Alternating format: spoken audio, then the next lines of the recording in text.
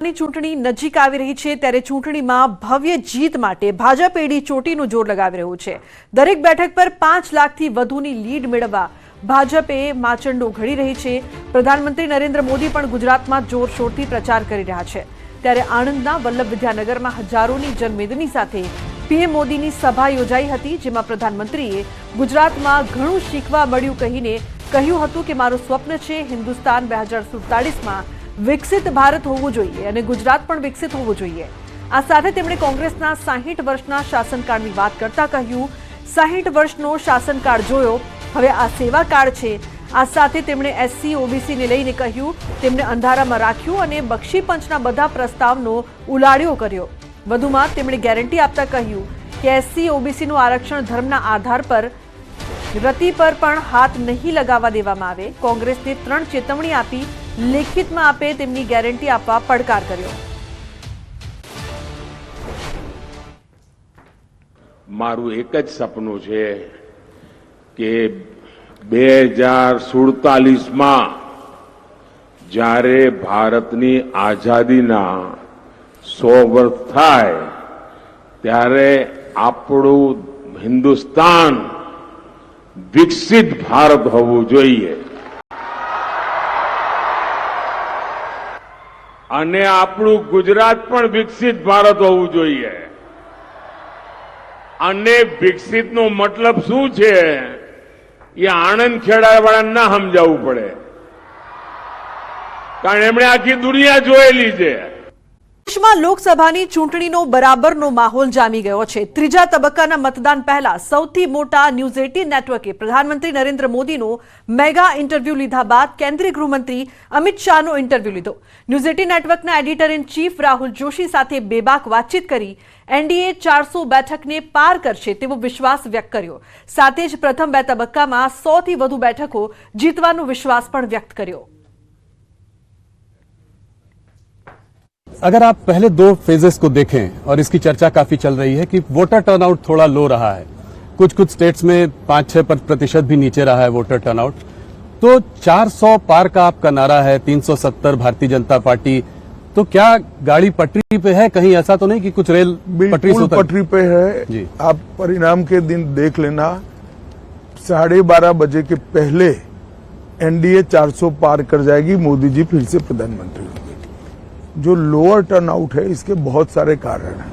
12 साल के बाद मतदाता सूची का शुद्धिकरण हुआ है एक। दूसरा कारण है कि सामने से कोई लड़ाई ही नहीं है जिसके कारण टर्नआउट पर एक प्रकार से इफेक्ट होता है।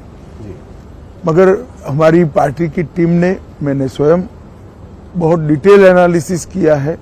हम 2 चरण में 100 पार कर 100 से भी कई अधिक सीटें जीत के साथ आगे बढ़ रहे हैं तीसरे चरण में।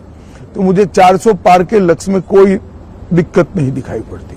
महाराष्ट्र से आपको पूरी उम्मीद है कि 41 से पक्का हम देखिए आंकड़ा 41 का 40 हो जाए या 42 हो जाए, कमोबेश यही परिणाम रहेगा। महाराष्ट्र, मध्य प्रदेश, उत्तराखंड, जम्मू कश्मीर, दिल्ली, गुजरात, कर्नाटक हम 100% रिपीट करेंगे। उत्तर प्रदेश हम 5 से 7 सीट की बढ़ोतरी करेंगे। ओडिशा हम 16 के आसपास जा सकते हैं और 16 और आसाम में भी 12 के ऊपर चले जाएंगे, 12 भी हो सकती है। बंगाल हम कम से कम 30 सीट जीतेंगे।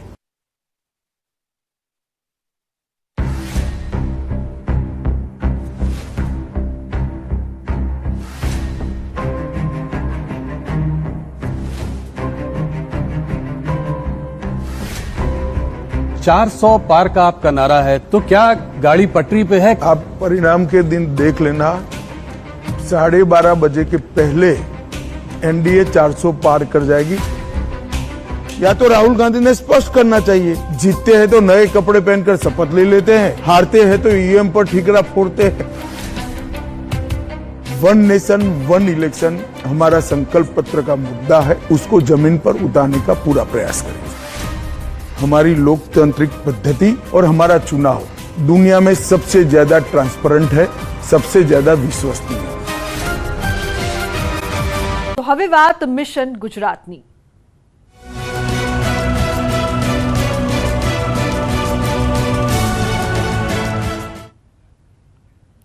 જૂનાગઢમાં પ્રધાનમંત્રી મોદી સંબોધશે સભા। ભૂપેન્દ્રસિંહ ચુડાસમાનું નિવેદન, તમામ બેઠકો પર 5 લાખની લીડ। ગાંધી પર ચુડાસમાના કોંગ્રેસ પાસે કોઈ જ મુદ્દો નથી। બંધારણમાં મળેલી અનામતમાં ફેરફાર નહીં થાય। મુદ્દો ન હોવાથી કોંગ્રેસ ભ્રમ ફેલાવે છે। ક્ષત્રિય આંદોલન પર ચુડાસમાનું નિવેદન, અમને તમામ સમાજનું સમર્થન છે। તમામ સમાજના સમર્થનથી 156 બેઠકો મળી।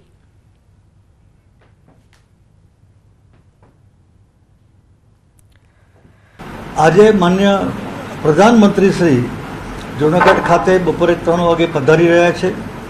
જૂનાગઢ, પોરબંદર અને અમરેલી આ 3 લોકસભાની મધ્યમાં રહીને આજની ખૂબ મોટી સભાનું આયોજન અમે કરવા જઈ રહ્યા છીએ।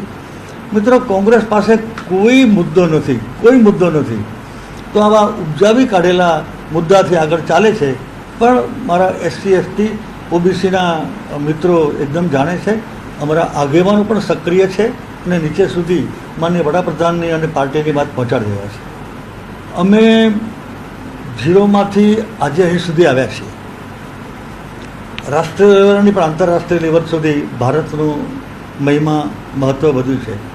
એમાં બધા જ સમાજ, બધા જ વર્ગોનો ટેકો હોય તો શક્ય છે। 156 બેઠકો આવી, મતલબ કે સમાજના બધા વર્ગોએ અમને ટેકો આપ્યો, એના આધારે પહોંચ્યા છીએ। ચૂંટણી પહેલા જામનગરમાં એટીએસના ધામા। દેશ વિરોધી પ્રવૃત્તિઓ પર ચાંપતી નજર। અસામાજિક તત્વો પર એટીએસની બાજ નજર રહેશે। ચૂંટણીમાં વાતાવરણ ડહોળનારા તત્વો પર પણ નજર રહેશે। જયેશ પટેલના મળતિયાઓ પર પણ નજર રહેશે।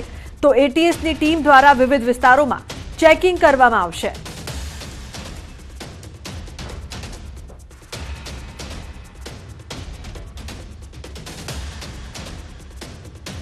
મહત્વનું છે કે દેશ વિરોધી પ્રવૃત્તિઓ પર ચાંપતી નજર રહેશે। ખાસ કરીને એટીએસની ટીમ દ્વારા જેટલા પણ વિસ્તારો છે ત્યાં પણ ચેકિંગ કરવામાં આવશે। ચૂંટણી પહેલા જામનગરમાં એટીએસના ધામા જોવા મળી રહ્યા છે।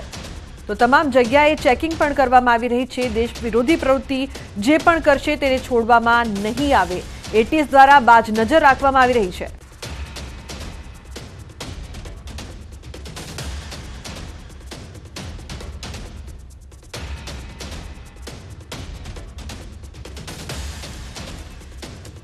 તો દેશ વિરોધી પ્રવૃત્તિઓ પર બાજ નજર એટીએસ દ્વારા તમામ જગ્યાએ હાલ ચેકિંગ હાથ ધરવામાં આવી રહી છે। ચૂંટણી પહેલા જામનગરમાં સતત ચેકિંગ કરવામાં આવી રહી છે। ખાસ કરીને અસામાજિક તત્વો પર એટીએસ બાજ નજર રાખી રહી છે। તો ચૂંટણીમાં વાતાવરણ ડહોળનારા તત્વો પર પણ બાજ નજર। જયેશ પટેલના મળતિયાઓ પર પણ નજર।